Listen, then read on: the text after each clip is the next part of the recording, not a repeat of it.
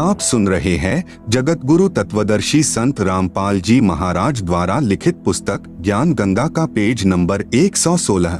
यदि मन में इच्छा रह गई तो सतलोक नहीं जा सकती। इंद्रमती ने कहा, साहेब आप तो अंतर्यामी हो, कोई इच्छा नहीं है, आपके चरणों की इच्छा है। लेकिन एक मन में शंका बनी हुई है कि मेरा जो पति था उसने मुझे किसी भी धार्मिक कर्म के लिए कभी मना नहीं किया। नहीं तो आजकल के पति अपनी पत्नियों को बाधा कर देते हैं। यदि वह मुझे मना कर देता तो मैं आपके चरणों में नहीं लग पाती, मेरा कल्याण नहीं होता।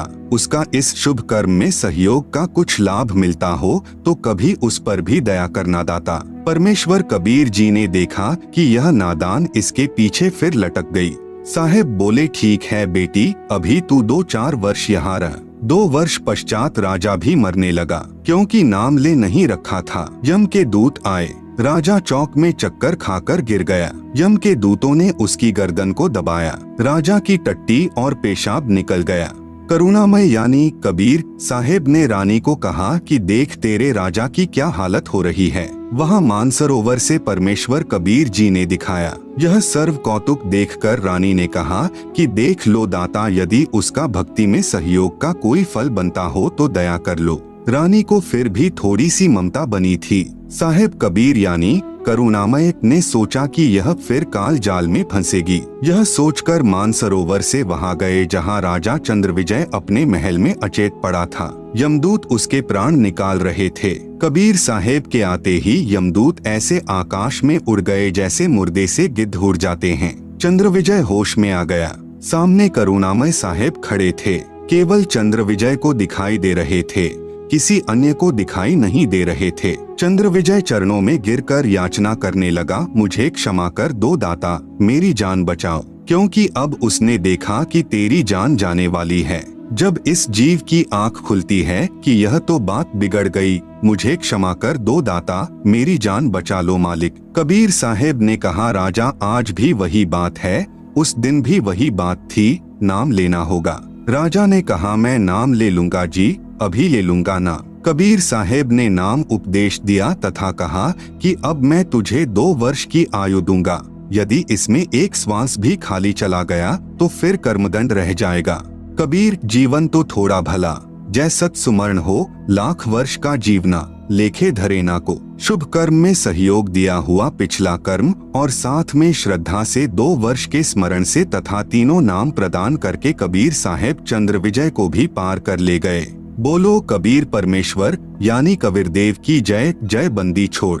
परमेश्वर कबीर जी सच्चे श्रद्धालु की आयु बढ़ा देता है तथा उसके परिवार की भी रक्षा करता है। उपरोक्त विवरण से सिद्ध हुआ। यह प्रमाण बहुत पहले के हैं, वर्तमान में साधारण व्यक्ति विश्वास नहीं करता। वर्तमान में पूज्य कबीर परमेश्वर की शक्ति से सतगुरु रामपाल जी के द्वारा हुए कष्ट निवारण तथा आयु वृद्धि के ढेर सारे प्रमाण पढ़े इसी पुस्तक में भटकों को मार्ग विषय नामक लेख में।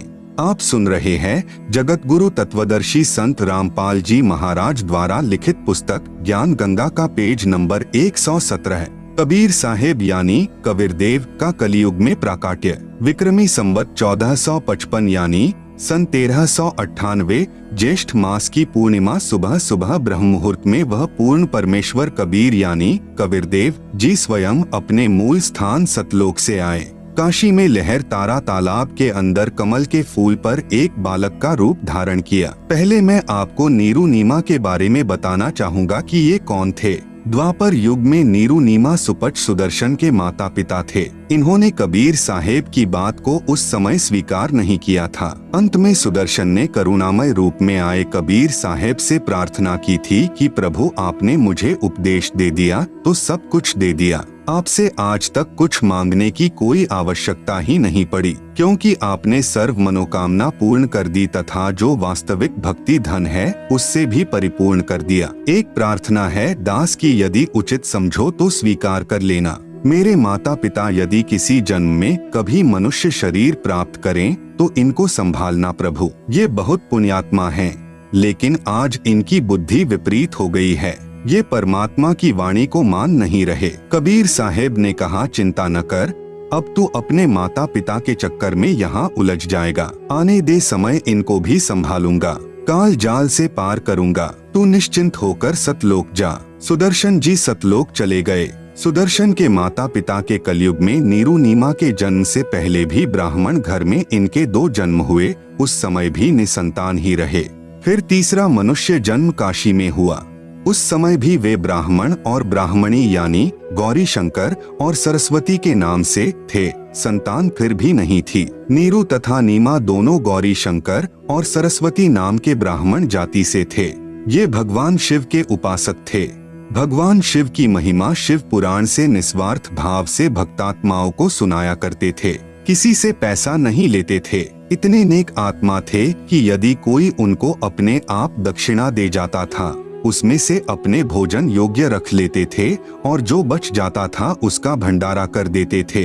अन्य स्वार्थी ब्राह्मण गौरी शंकर तथा सरस्वती से ईर्ष्या रखते थे, क्योंकि गौरी शंकर निस्वार्थ कथा किया करते थे। पैसे के लालच में भक्तों को गुमराह नहीं करते थे, जिस कारण से प्रशंसा के पात्र बने हुए थे। उधर से मुसलमानों को ज्ञान हो गया कि इनके साथ कोई हिंदू ब्राह्मण नहीं है। उन्होंने इसका लाभ उठाया और बलपूर्वक उनको मुसलमान बना दिया। मुसलमानों ने अपना पानी उनके सारे घर में छिड़क दिया तथा उनके मुंह में भी डाल दिया, सारे कपड़ों पर छिड़क दिया। उससे हिंदू ब्राह्मणों ने कहा कि अब ये मुसलमान बन गए हैं, आज के बाद इनका हमारे से कोई भाईचारा नहीं रहेगा। नीरू नीमा को जुलाहे की उपाधि तथा परमेश्वर प्राप्ति। बेचारे गौरी शंकर तथा सरस्वती विवश हो गए। मुसलमानों ने पुरुष का नाम नीरू तथा स्त्री का नाम नीमा रखा। आप सुन रहे हैं जगत गुरु तत्वदर्शी संत रामपाल जी महाराज द्वारा लिखित पुस्तक ज्ञान गंगा का पेज नंबर 118।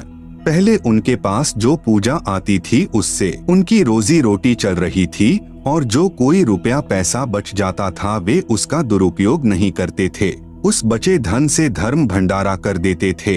पूजा आनी भी बंद हो गई। उन्होंने सोचा अब क्या काम करें। उन्होंने एक कपड़ा बुनने की खड्डी लगा ली और जुलाहे का कार्य करना प्रारंभ कर दिया। कपड़ा बुनकर निर्वाह करने लगे। कपड़े की बुनाई से घर के खर्च के पश्चात जो पैसा बच जाता था उसको भंडारों में लगा देते थे। हिंदू ब्राह्मणों ने नीरू नीमा का गंगा घाट पर गंगा दरिया में स्नान करना बंद कर दिया था। कहते थे कि अब तुम मुसलमान हो गए हो।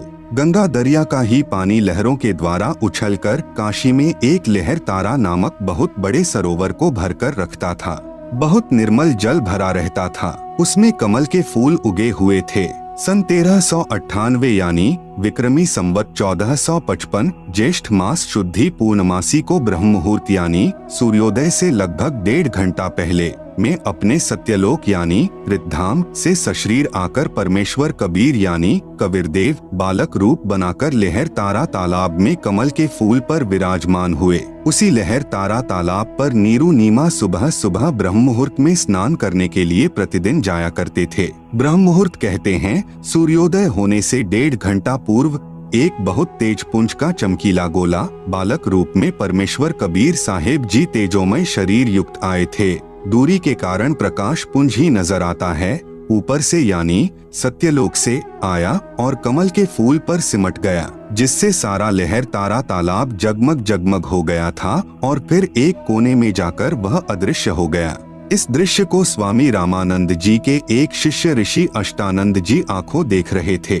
अष्टानंद जी भी स्नान करने के लिए एकांत स्थान पर उसी लहर तारा तालाब पर प्रतिदिन जाया करते थे। वहां बैठकर अपनी साधना गुरुदेव ने जो मंत्र दिए थे उसका जाप करते थे और प्रकृति का आनंद लिया करते थे।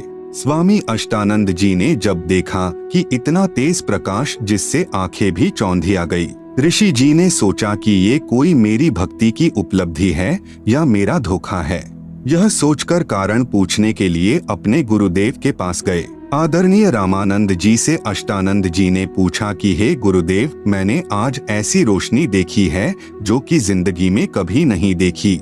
सर्व वृतांत बताया कि आकाश से एक प्रकाश समूह आ रहा था। मैंने देखा तो मेरी आंखें उस रोशनी को सहन नहीं कर सकी, इसलिए बंद हो गई। बंद आंखों में एक शिशु का रूप दिखाई दिया। जैसे सूर्य की तरफ देखने के पश्चात सूर्य का एक गोला सा ही दिखाई देता है, ऐसे बालक दिखाई देने लगा। क्या यह मेरी भक्ति की कोई उपलब्धि है या मेरा दृष्टि दोष था? स्वामी रामानंद जी ने कहा कि पुत्र, ऐसे लक्षण तब होते हैं जब ऊपर के लोकों से कोई अवतार गण आते हैं। वे किसी के यहाँ प्रकट होंगे, किसी माँ के जन्म लेंगे और फिर लीला करेंगे, क्योंकि इन ऋषियों को इतना ही ज्ञान है कि माँ से ही जन्म होता है। जितना ऋषि को ज्ञान था, अपने शिष्य का शंका समाधान कर दिया। नीरू व नीमा प्रतिदिन की तरह उस दिन भी स्नान करने जा रहे थे। आप सुन रहे हैं जगत गुरु तत्वदर्शी संत रामपाल जी महाराज द्वारा लिखित पुस्तक ज्ञान गंगा का पेज नंबर 119। रास्ते में नीमा ने प्रभु से प्रार्थना की कि हे भगवान शिव, क्योंकि वे भले ही मुसलमान बन गए थे, लेकिन अपनी वह साधना हृदय से नहीं भूल पा रहे थे जो इतने वर्षों से कर रहे थे। क्या आपके घर में हमारे लिए एक बच्चे की कमी पड़ गई? हमें भी एक लाल दे देते, हमारा जीवन भी सफल हो जाता। ऐसा कहकर फूट फूट कर रोने लगी। उसके पति नीरू ने कहा कि नीमा, प्रभु की इच्छा पर प्रसन्न रहने में ही हित होता है।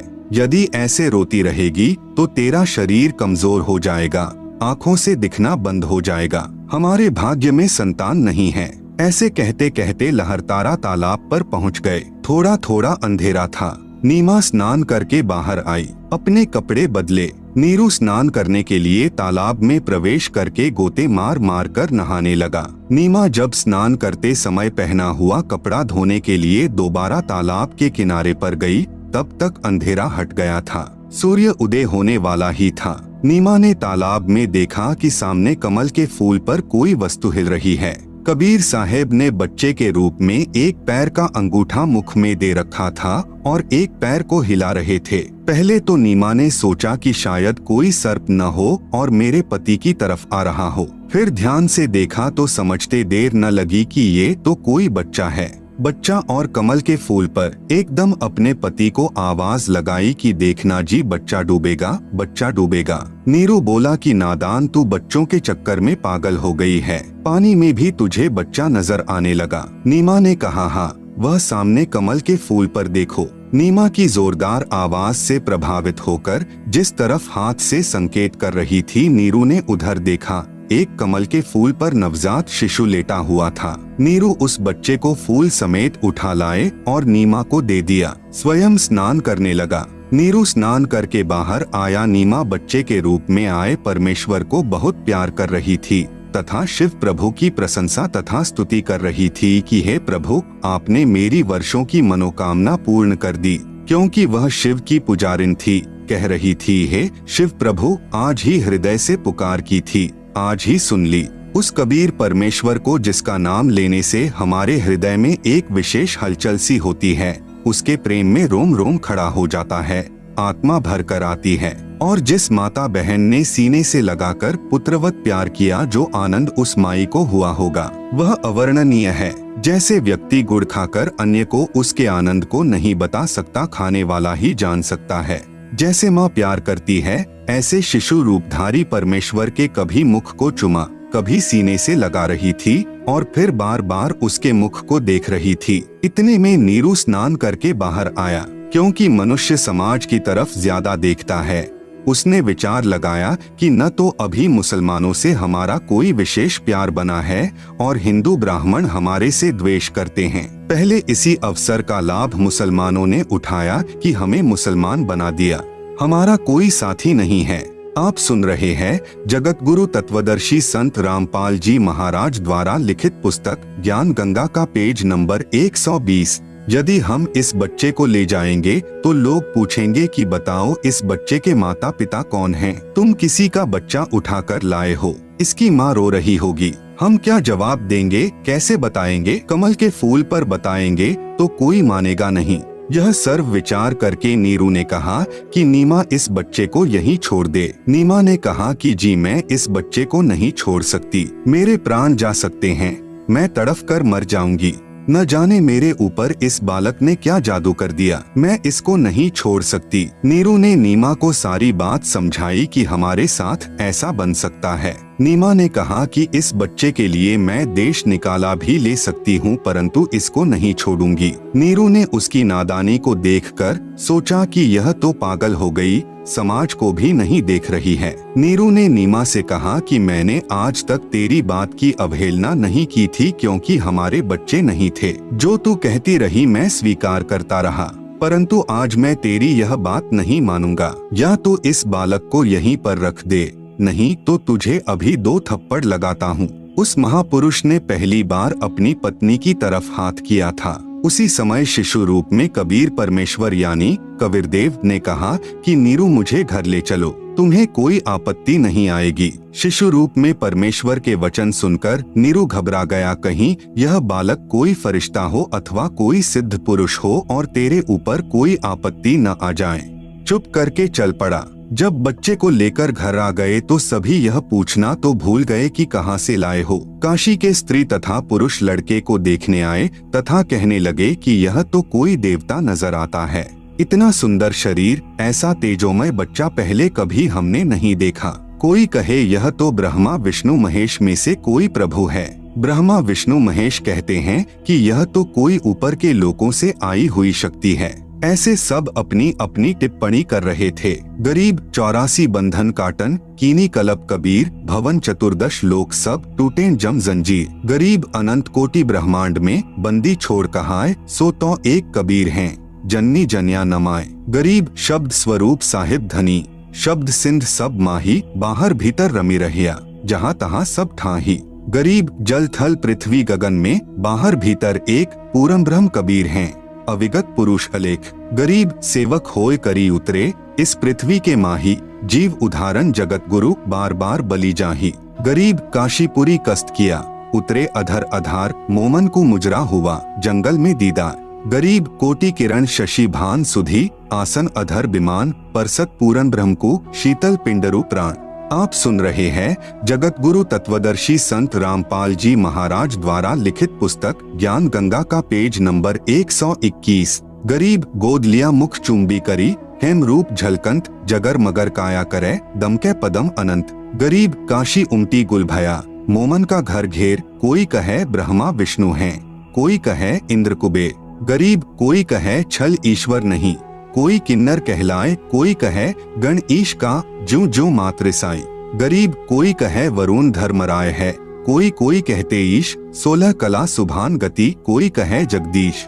गरीब भक्ति मुक्ति ले उतरे, मेटन तीनों ताप, मोमन के डेरा लिया, कहे कबीरा बाप। गरीब दूध न पीवे न अन्न भखे, नहीं पलने झूलंत, अधर अमान ध्यान में, कमल कला फूलंत। गरीब काशी में अचरज भया, गई जगत की नींद, ऐसे दुल्हे उतरे, ज्यों कन्या वर बींद। गरीब खलक मुलक देखन गया, राजा प्रजारीत, जम्बूदीप जिहान में, उतरे शब्द अतीत। गरीब दुनी कहे योह देव है, देव कहत हैं ईश, ईश कहे पार ब्रह्म है, पूरन 20वें 20। परमेश्वर कबीर जी ही अनादि परम गुरु हैं, वे ही रूपांतर करके संत व ऋषि वेश में समय समय पर स्वयंभू यानी स्वयं प्रकट होते हैं। काल के दूतों यानी संतों द्वारा बिगाड़े तत्व ज्ञान को स्वस्थ करते हैं। कबीर साहेब ने ही ब्रह्मा विष्णु शिव आदि देवताओं ऋषि मुनि व संतों को समय समय पर अपने सतलोक से आकर नाम उपदेश दिया। आदरणीय गरीबदास जी महाराज ने अपनी वाणी में लिखा है,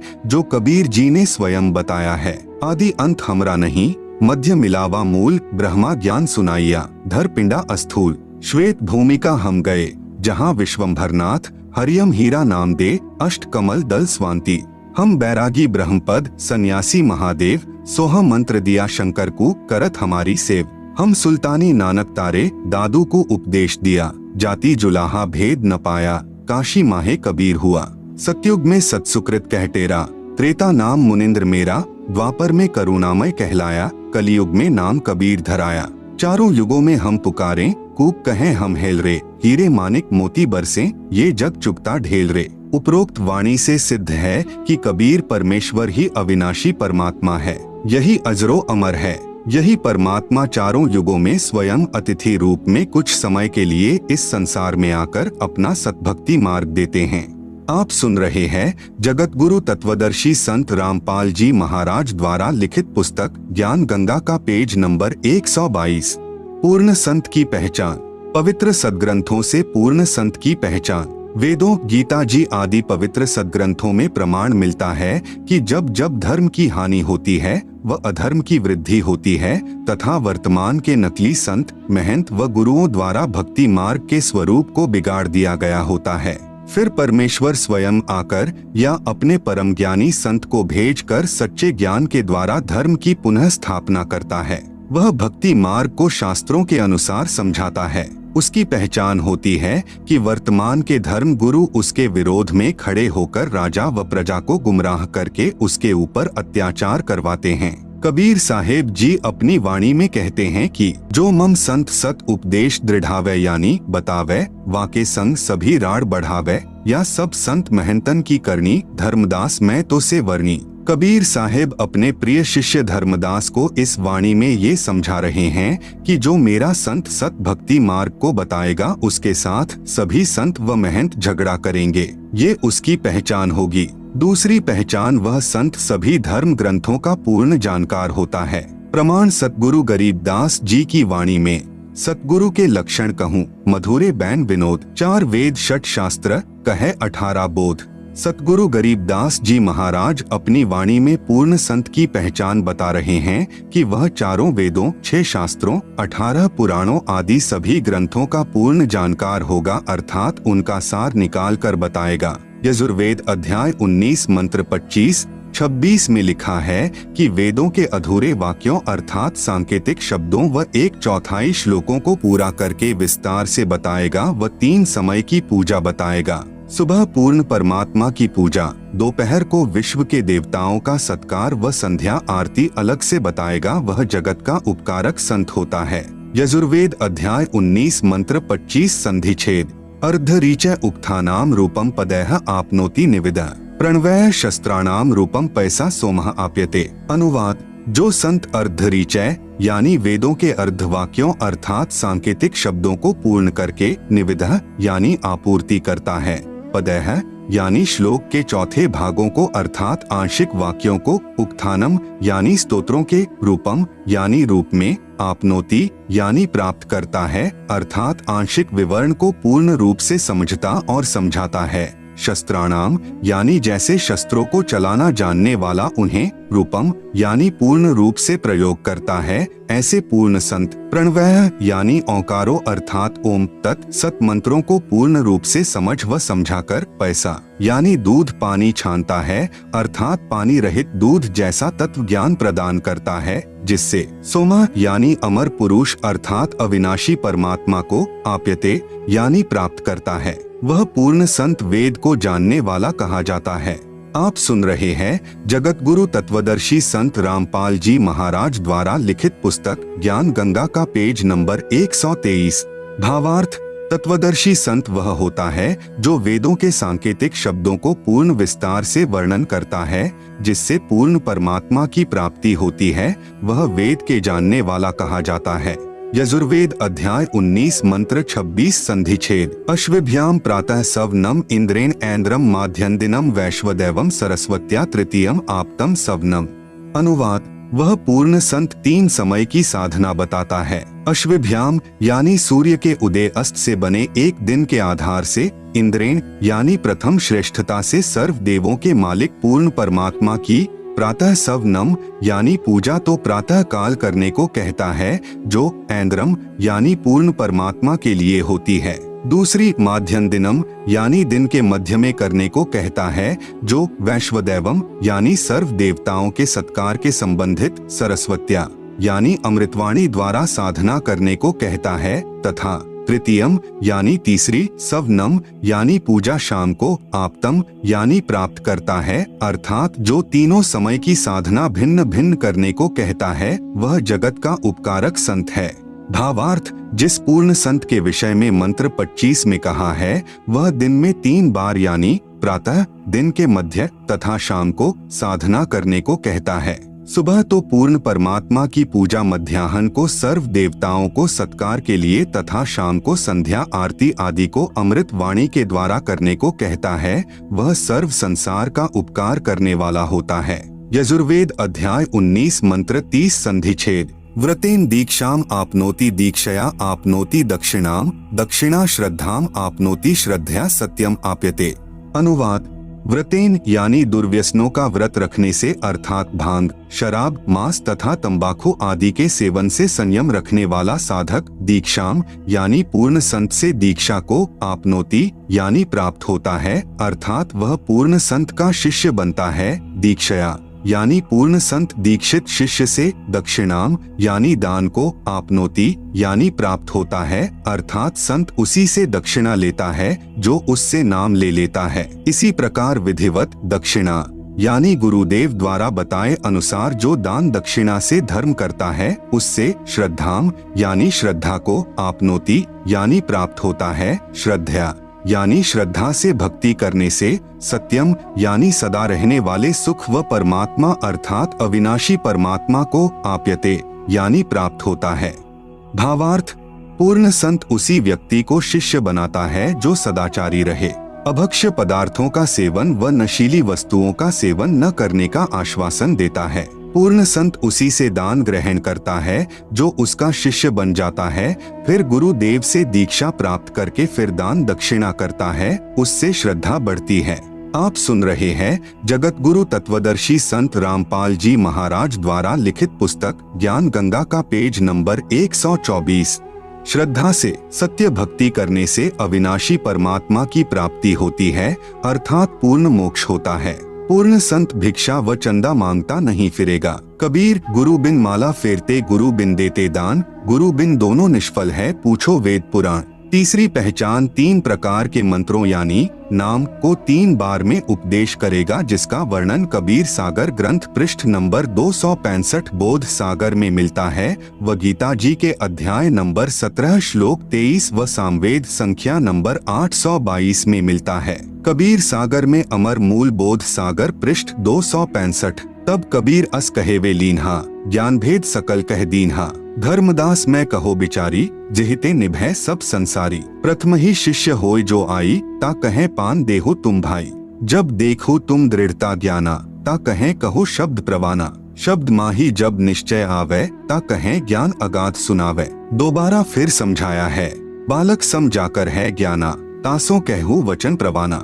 जाको सूक्ष्म ज्ञान है भाई, ताको स्मरण देहु लखाई। ज्ञान गमय जाको पुनि होई, सार शब्द जाको कह सोई। जाको होए दिव्य ज्ञान परवेशा, ताको कहे तत्व ज्ञान उपदेशा। उपरोक्त वाणी से स्पष्ट है कि कड़िहार गुरु यानी पूर्ण संत 3 स्थिति में सार नाम तक प्रदान करता है तथा चौथी स्थिति में सार शब्द प्रदान करना होता है। क्योंकि कबीर सागर में तो प्रमाण बाद में देखा था, परंतु उपदेश विधि पहले ही पूज्य दादा गुरुदेव तथा परमेश्वर कबीर साहेब जी ने हमारे पूज्य गुरुदेव को प्रदान कर दी थी, जो हमारे को शुरू से ही 3 बार में नामदान की दीक्षा करते आ रहे हैं। हमारे गुरुदेव रामपाल जी महाराज प्रथम बार में श्री गणेश जी, श्री ब्रह्मा सावित्री जी, श्री लक्ष्मी विष्णु जी, श्री शंकर पार्वती जी व माता शेरावाली का नाम जाप देते हैं, जिनका वास हमारे मानव शरीर में बने चक्रों में होता है। मूलाधार चक्र में श्री गणेश जी का वास, स्वाद चक्र में ब्रह्मा सावित्री जी का वास, नाभि चक्र में लक्ष्मी विष्णु जी का वास, हृदय चक्र में शंकर पार्वती जी का वास, कंठ चक्र में शेरावाली माता का वास है और इन सब देवी देवताओं के आदि अनादि नाम मंत्र होते हैं, जिनका वर्तमान में गुरुओं को ज्ञान नहीं है। इन मंत्रों के जाप से ये 5 चक्र खुल जाते हैं। इन चक्रों के खुलने के बाद मानव भक्ति करने के लायक बनता है। सतगुरु गरीबदास जी अपनी वाणी में प्रमाण देते हैं कि 5 नाम गुज गायत्री आत्म तत्व जगाओ, ओम किलियम हरियम श्रियम सोहम ध्याओ। भावार्थ: 5 नाम जो गुज गायत्री है, इनका जाप करके आत्मा को जागृत करो।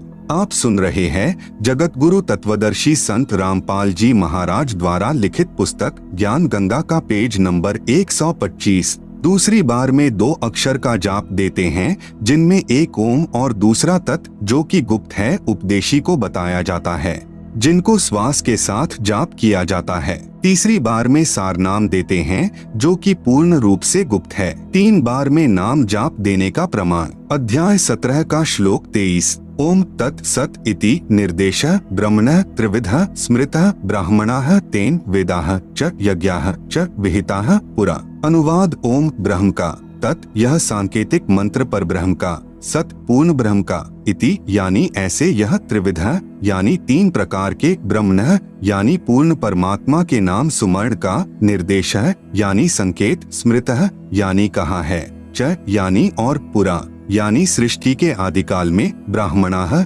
यानी विद्वानों ने बताया कि, तेन यानी उसी पूर्ण परमात्मा ने, वेदाः यानी वेद, च यानी तथा, यज्ञाः यानी यज्ञादि, विहिताः यानी रचे। संख्या नंबर 822 सामवेद उतार्चिक अध्याय 3 खंड नंबर 5 श्लोक नंबर 8 संत रामपाल दास द्वारा भाषा भाष्य। मनीषिभ्यः पवते पूर्व्यः कविर्नृभिर्यतः परिकोशाम अशिष्यदत् तृतस्य नाम जनयन मधुक शरण्येन्द्रस्य वायुम सख्याय वर्धयन्। मनीषिभ्यः पवते पूर्व्यः कविर नृभ्यः यत् परि कोशान अशिष्यदत् त्रि तस्य नाम जनयन मधु शरण न इंद्रस्य वायुम सख्याय वर्धयन्। शब्दार्थ पूर्व्यः यानी सनातन अर्थात अविनाशी, कविर नृभ्यः यानी कबीर परमेश्वर मानव रूप धारण करके अर्थात गुरु रूप में प्रकट होकर, मनीषिभ्यः यानी हृदय से चाहने वाले, श्रद्धा से भक्ति करने वाले भक्तात्मा को, त्रि यानी 3 नाम यानी मंत्र अर्थात नाम उपदेश देकर, पवते यानी पवित्र करके, जनयन यानी जन्म व क्षरणः यानी मृत्यु से, न यानी रहित करता है, तथा तस्य यानी उसके, वायुम यानी प्राण अर्थात जीवन श्वासों को जो संस्कारवश गिनती के डाले हुए होते हैं, को कोशान यानी अपने भंडार से, सख्याय यानी मित्रता के आधार से, परि यानी पूर्ण रूप से, वर्धयन यानी बढ़ाता है, यतः यानी जिस कारण से, इंद्रस्य यानी परमेश्वर के, मधु यानी वास्तविक आनंद को, अशिष्यदत् यानी अपने आशीर्वाद प्रसाद से प्राप्त करवाता है।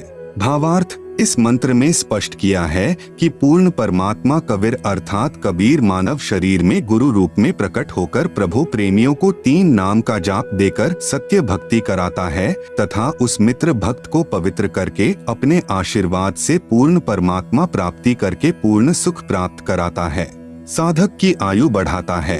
यही प्रमाण गीता अध्याय 17 श्लोक 23 में है कि ओम तत् सत इति निर्देशः ब्रह्मणः त्रिविध स्मृतः। भावार्थ है कि पूर्ण परमात्मा को प्राप्त करने का ओम तत् सत यह मंत्र जाप स्मरण करने का निर्देश है। इस नाम को तत्वदर्शी संत से प्राप्त करो। आप सुन रहे हैं जगत गुरु तत्वदर्शी संत रामपाल जी महाराज द्वारा लिखित पुस्तक ज्ञान गंगा का पेज नंबर 126। तत्वदर्शी संत के विषय में गीता अध्याय 4 श्लोक नंबर 34 में कहा है तथा गीता अध्याय नंबर 15 श्लोक नंबर 1 व 4 में तत्वदर्शी संत की पहचान बताई तथा कहा है कि तत्वदर्शी संत से तत्व ज्ञान जानकर उसके पश्चात उस परमपद परमेश्वर की खोज करनी चाहिए, जहाँ जाने के पश्चात साधक लौटकर संसार में नहीं आते अर्थात पूर्ण मुक्त हो जाते हैं। उसी पूर्ण परमात्मा से संसार की रचना हुई है। विशेष उपरोक्त विवरण से स्पष्ट हुआ कि पवित्र चारों वेद भी साक्षी हैं कि पूर्ण परमात्मा ही पूजा के योग्य है। उसका वास्तविक नाम कबीरदेव यानी कबीर परमेश्वर है तथा 3 मंत्र के नाम का जाप करने से ही पूर्ण मोक्ष होता है। धर्मदास जी को तो परमेश्वर कबीर साहेब जी ने सार शब्द देने से मना कर दिया था तथा कहा था कि यदि सार शब्द किसी काल के दूत के हाथ पड़ गया तो पिछली पीढ़ी वाले हंस पार नहीं हो पाएंगे। जैसे कलयुग के प्रारंभ में प्रथम पीढ़ी वाले भक्त अशिक्षित थे तथा कलयुग के अंत में अंतिम पीढ़ी वाले भक्त कृत धनी हो जाएंगे तथा अब वर्तमान में सन 1947 से भारत स्वतंत्र होने के पश्चात पिछली पीढ़ी प्रारंभ हुई है। सन 1951 में सतगुरु रामपाल जी महाराज को भेजा है। अब सर्व भक्तजन शिक्षित हैं, शास्त्र अपने पास विद्यमान हैं। अब यह सतमार्ग सत साधना पूरे संसार में फैलेगा तथा नकली गुरु तथा संत महंत छुपते फिरेंगे। इसलिए कबीर सागर जीव धर्म बोध सागर पृष्ठ 1937 पर धर्मदास तो ही लाख दुहाई, सार शब्द कहीं बाहर नहीं जाई, सार शब्द बाहर जो परी है, पिछली पीढ़ी हंस नहीं तरी है। पुस्तक धनी धर्मदास जीवन दर्शन एवं वंश परिचय के पृष्ठ 46 पर लिखा है कि 11वीं पीढ़ी को गद्दी नहीं मिली। जिस महंत जी का नाम धीरज नाम साहब कवर्धा में रहता था, उसके बाद 12वां महंत उग्र नाम साहेब ने दामाखेड़ा में गद्दी की स्थापना की तथा स्वयं ही महंत बन बैठा। इससे पहले दामाखेड़ा में गद्दी नहीं थी। इससे स्पष्ट है कि पूरे विश्व में सतगुरु रामपाल जी महाराज के अतिरिक्त वास्तविक भक्ति मार्ग नहीं है।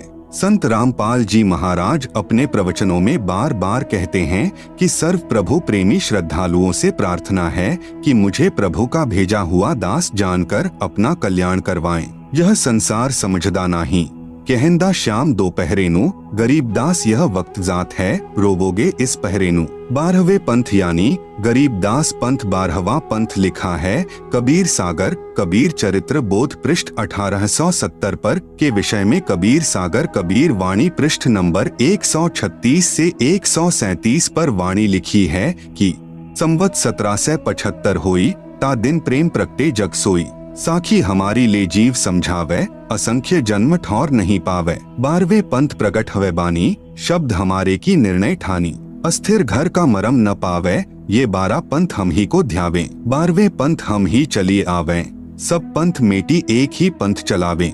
आप सुन रहे हैं जगत गुरु तत्वदर्शी संत रामपाल जी महाराज द्वारा लिखित पुस्तक ज्ञान गंगा का पेज नंबर 127।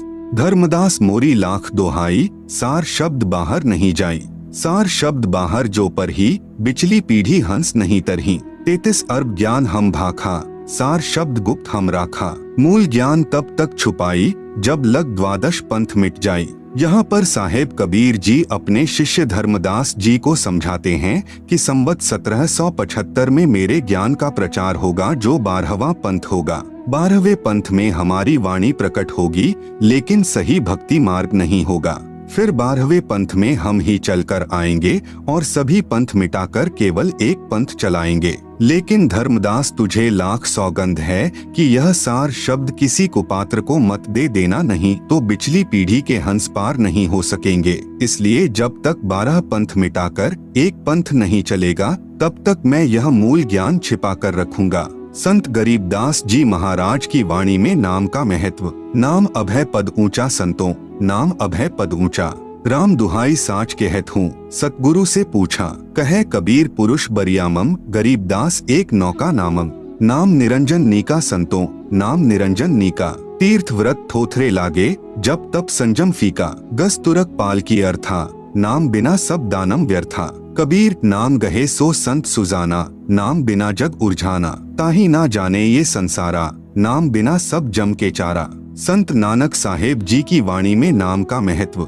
नानक नाम चढ़दी कला, तेरे भाणे सरबत दा भला, नानक दुखिया सब संसार, सुखिया सोय नाम आधार, जाप ताप ज्ञान सब ध्यान, षट शास्त्र सिमरत व्याख्यान, जोग अभ्यास कर्म धर्म सब क्रिया, सगल त्यागवण मध्य फिरिया, अनेक प्रकार किए बहुत यत्ना, दान पुण्य हो मैं बहुरत्ना, शीश कटाए हो मैं कर राती, व्रत नेम करे बहु भांति, नहीं तुल्य राम नाम विचार, नानक गुरुमुख नाम जपिए एक बार। परम पूज्य कबीर साहेब यानी कबीर देव की अमृतवाणी। संतो शब्दई शब्द बखाना, शब्द फास फसा सब कोई शब्द नहीं पहचाना, प्रथम ही ब्रह्म स्वम इच्छा ते पांचों शब्द उचारा, सोहम निरंजन निरंकार शक्ति और ओंकारा, पांचों तत्व प्रकृति तीनों गुण उपजाया, लोक द्वीप चारों खान 84 लख बनाया, शब्दई काल कलंदर कहिए शब्दई भर्म भुलाया, 5 शब्द की आशा में सर्वस मूल गवाया, शब्दे ब्रह्म प्रकाश मेंट के बैठे मूंदे द्वारा, शब्दे निर्गुण शब्दे सरगुण शब्दे वेद पुकारा, शुद्ध ब्रह्म काया के भीतर बैठ करे स्थाना, ज्ञानी योगी पंडित और सिद्ध शब्द में उलझाना, 5 शब्द 5 हैं मुद्रा काया बीच ठिकाना, जो जयसंक आराधन करता सो तिही करत बखाना।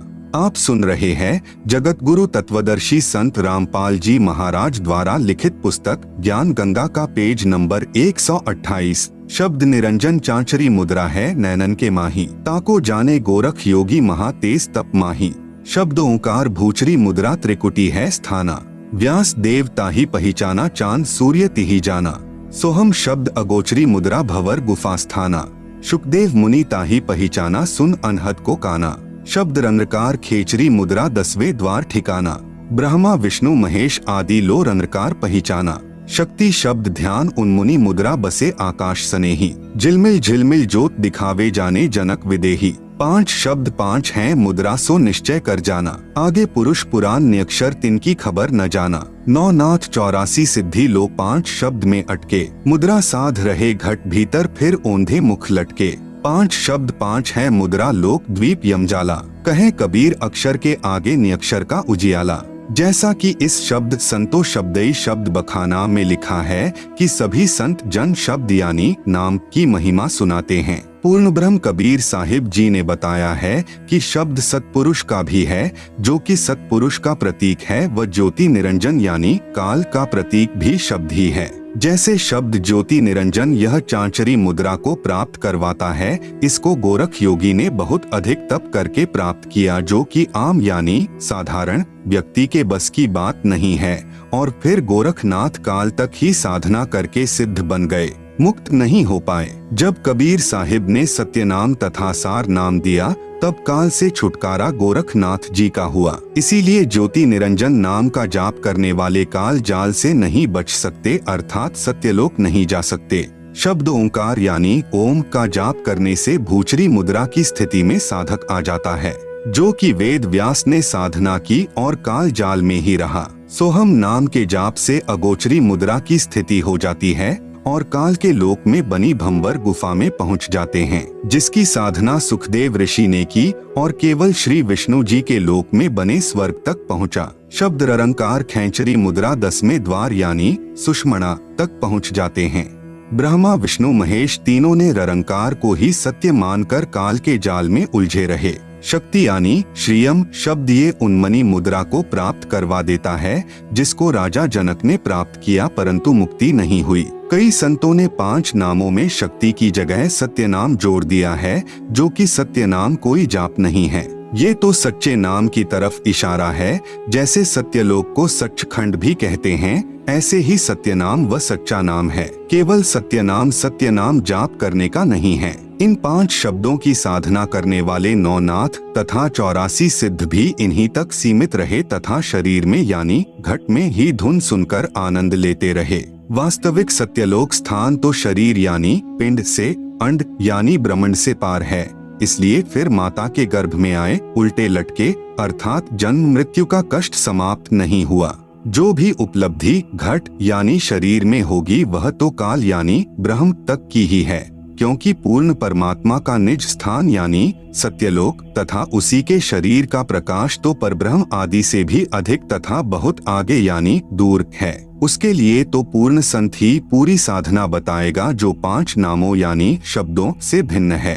आप सुन रहे हैं जगत गुरु तत्वदर्शी संत रामपाल जी महाराज द्वारा लिखित पुस्तक ज्ञान गंगा का पेज नंबर 129। संतों सतगुरु मोहे भावै, जो नैनन अलख लखावै। ढोलक धिगै ना बोलत बिसरै, सत उपदेश दृढ़ावै। आँख ना मूंदे कान ना रूदे ना अनहद उर्झावै। प्राण पूंज क्रियाओं से न्यारा, सहज समाधि बतावे। घट रामायण के रचिता आदरणीय तुलसीदास साहेब जी हाथरस वाले स्वयं कहते हैं कि घट रामायण प्रथम भाग पृष्ठ नंबर 27। 5 नाम काल के जानो, तब दानी मन शंका आनो। सुरती निरत लै लोक सिधाऊ, आदि नाम ले काल गिराऊं। सतनाम ले जीव उबारी, अस चल जाऊं पुरुष दरबारी। कबीर कोटि नाम संसार में, इनसे मुक्ति न हो। सार नाम मुक्ति का दाता, वाको जाने न कोय। पूरा सतगुरु सोए कहावै, 2 अखर का भेद बतावै। एक छुड़ावै एक लखावै, तो प्राणी निज घर जावै। गुरु नानक जी की वाणी में 3 नाम का प्रमाण।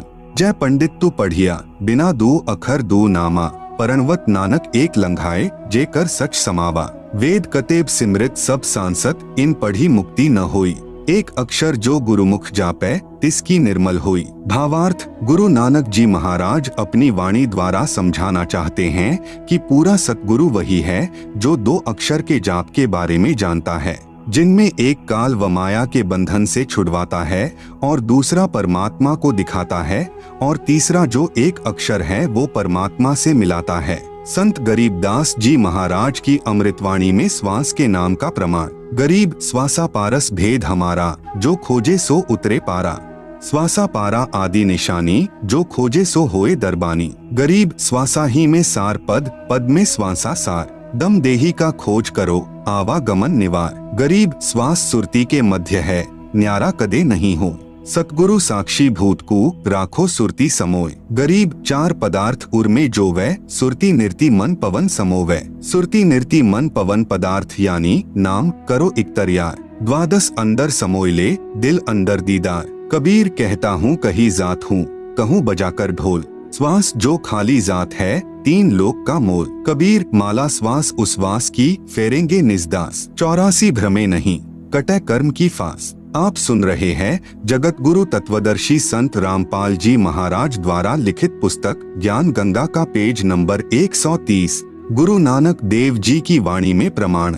चहूम का संग चहूम का मीत, जामै चारी हटावे नित। मन पवन को राखे बंद, लहे त्रिकुटी त्रिवेणी संध। अखंड मंडल में सुन्न समाना, मन पवन सच खंड टिकाना। पूर्ण सतगुरु वही है जो 3 बार में नाम दे और श्वास की क्रिया के साथ सुमिरन का तरीका बताए, तभी जीव का मोक्ष संभव है। जैसे परमात्मा सत्य है, ठीक उसी प्रकार परमात्मा का साक्षात्कार व मोक्ष प्राप्त करने का तरीका भी आदि अनादि व सत्य है, जो कभी नहीं बदलता है। गरीबदास जी महाराज अपनी वाणी में कहते हैं, भक्ति 20 पलटे नहीं, युग जाही असंख। साई सिर पर राखियो, 84 नहीं शंख। घीसा आए एको देश से, उतरे एको घाट। समझो का मार्ग एक है, मूर्ख 12 बाट। कबीर भक्ति 20 पलटे नहीं, आन पड़े बहु झोल। जय कंचन बिष्टा परे, घटे न ताका मोल। बहुत से महापुरुष सच्चे नामों के बारे में नहीं जानते। वे मनमुखी नाम देते हैं, जिससे न सुख होता है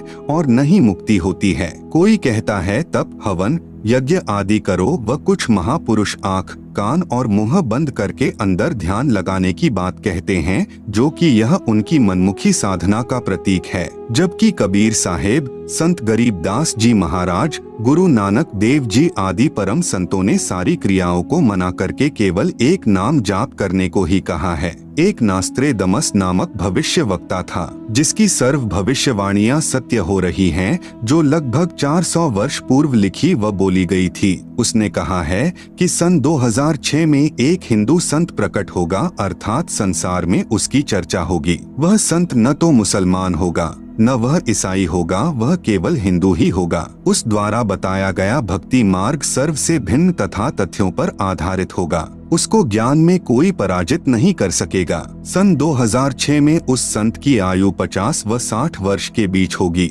संत रामपाल जी महाराज का जन्म 8 सितंबर सन 1951 को हुआ। जुलाई सन 2006 में संत जी की आयु ठीक 55 वर्ष बनती है, जो भविष्यवाणी अनुसार सही है। उस हिंदू संत द्वारा बताए गए ज्ञान को पूरा संसार स्वीकार करेगा। उस हिंदू संत की अध्यक्षता में सर्व संसार में भारतवर्ष का शासन होगा तथा उस संत की आज्ञा से सर्व कार्य होंगे। उसकी महिमा आसमानों से ऊपर होंगी। नास्त्रे दमस द्वारा बताया सांकेतिक संत रामपाल जी महाराज है, जो सन 2006 में विख्यात हुए हैं। भले ही अनजानों ने बुराई करके प्रसिद्ध किया है, परंतु संत में कोई दोष नहीं है। उपरोक्त लक्षण जो बताए हैं, ये सभी तत्वदर्शी संत रामपाल जी महाराज में विद्यमान हैं। आप सुन रहे हैं जगत गुरु तत्वदर्शी संत रामपाल जी महाराज द्वारा लिखित पुस्तक ज्ञान गंगा का पेज नंबर 131। संत सताने की सजा। आदरणीय गरीबदास साहेब जी का जन्म पावन गांव छुड़ानी जिला झज्जर में श्री बलराम जी धनखड़ जाट के घर हुआ। आप जी को पूर्ण ब्रह्म कबीर परमेश्वर यानी कबीरदेव सतलोक यानी रिद्धाम से सन 1727 में सशरीर आकर मिले थे तथा आप जी के जीव को सत्यलोक लेकर गए थे। पीछे से परिवार जनों ने गरीबदास जी को मृत जानकर चिता पर रख दिया था। उसी समय कबीरदेव ने आप जी का जीव वापस शरीर में प्रविष्ट कर दिया। उसके पश्चात आदरणीय गरीबदास जी भी परम पूज्य कबीरदेव यानी कबीर परमेश्वर की आंखों देखी महिमा जन जन को सुनाने लगे। जो भी दुखी प्राणी आप जी से उपदेश प्राप्त करता, वही सुखी हो जाता।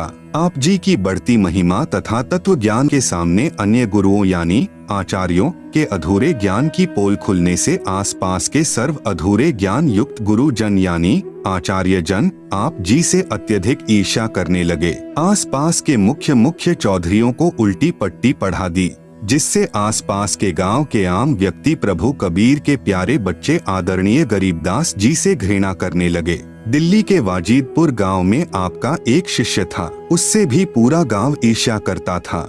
उसकी प्रार्थना पर आप जी कुछ दिन वाजिदपुर में ठहरे। उसी समय टिड्डी दल ने आसपास के क्षेत्र में बाजरे की फसल नष्ट कर दी, परंतु आप जी के सेवक की फसल को कोई हानि नहीं पहुंचाई। सर्व ग्रामवासी संत गरीबदास जी की महिमा से बहुत प्रभावित हुए तथा ज्ञान को स्वीकार करके अपना आत्म कल्याण करवाया। आप जी के आदेश से आपके भक्त ने उस बाजरे को पूरे गांव में बांट दिया तथा गरीबदास जी के बार बार मना करने पर भी कुछ बाजरा बैलगाड़ी में डाल दिया तथा कहा कि प्रत्येक पूर्णमासी में आप भंडारा करते हो, कुछ दान आपके दास का भी हो जाएगा।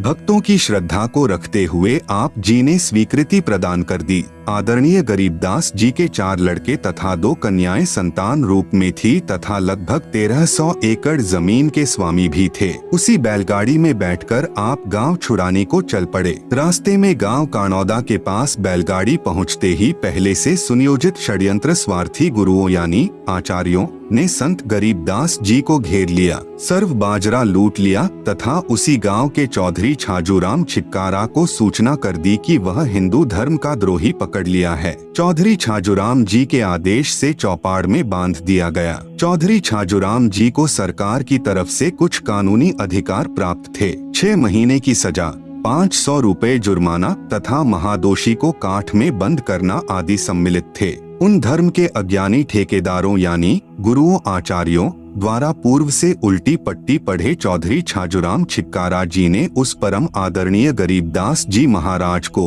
काठ में बंद कर दिया।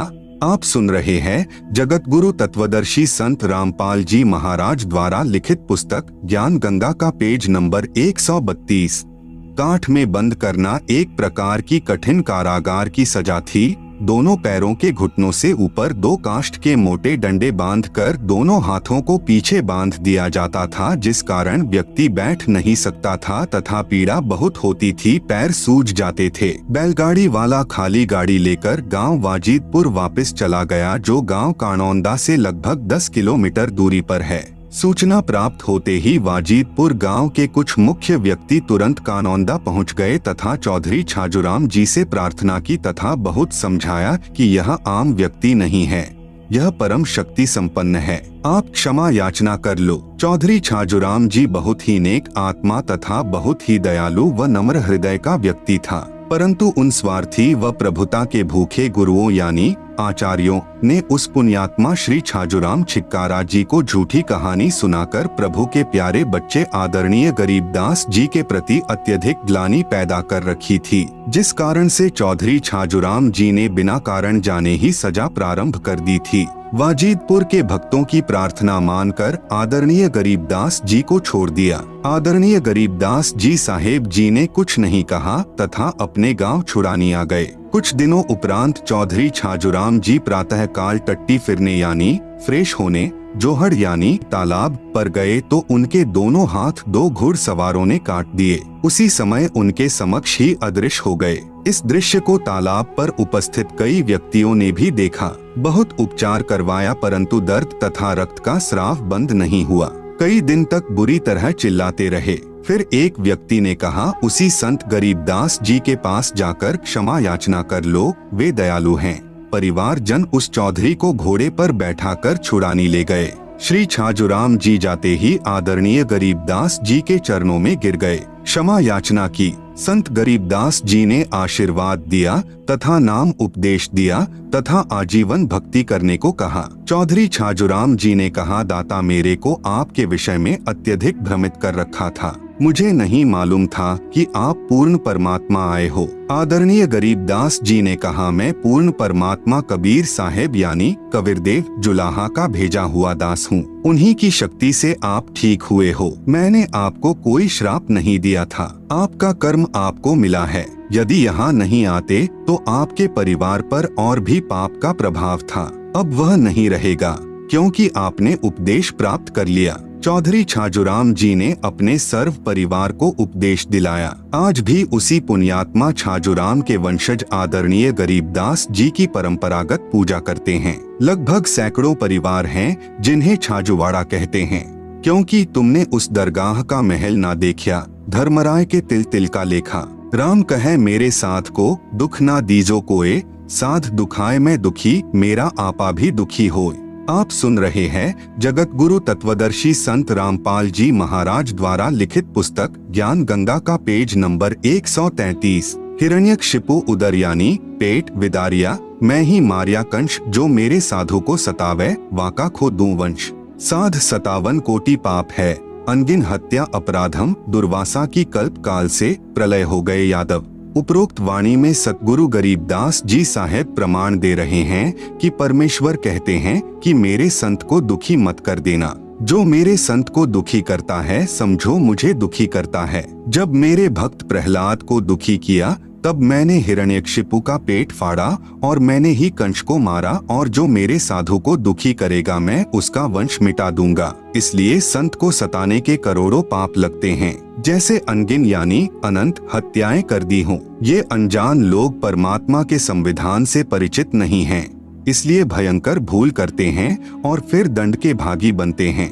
साधु सताने को निम्न दंड मिलता है। यदि एक मनुष्य दूसरे मनुष्य की मृत्यु कर देता है तो उसका अगले जन्म में हत्या करने से पूरा हो जाता है, लेकिन संत को सताने का बहुत बड़ा दंड है जो अनंत जन्मों में भी पूरा नहीं होता। सतगुरु अपनी वाणी में कहते हैं, अर्धमुखी गर्भवास में हरदम बारंबार, जूनी भूत पिशाच की जब लग सृष्टि सहार। ऐसी गलती करने वाले को परमेश्वर भिन्न प्राणियों की योनियों में बारंबार माँ के गर्भ में डालते हैं, अर्थात वह जन्म लेते ही बारंबार मृत्यु को प्राप्त हो जाता है, और जब तक सृष्टि प्रलय नहीं हो जाती तब तक भूत पिशाच की योनि व माँ के गर्भ में महान कष्ट रखता है, जो बहुत ही दुखदायी होता है।